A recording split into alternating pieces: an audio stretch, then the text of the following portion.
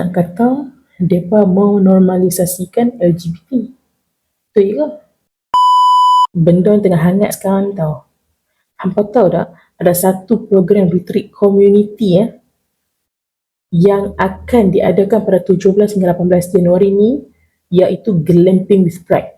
Yang mana satu program ni ditentang sekeras-kerasnya oleh JAKIM dengan pelibatan PDRM dan juga JAIS.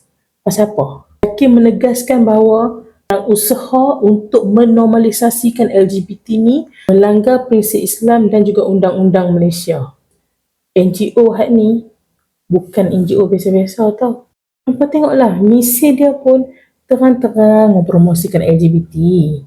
Program yang mereka nak buat ni membuka ruang pula dekat komuniti LGBT ni untuk jadi saling menyokong, beranggapan bahawa ini adalah satu platform untuk mengurangkan stigma ataupun diskriminasi terhadap golongan LGBT itu sendiri.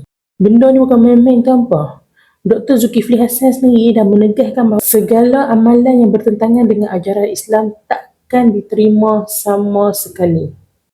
Itulah nak kata, hampa jagalah agama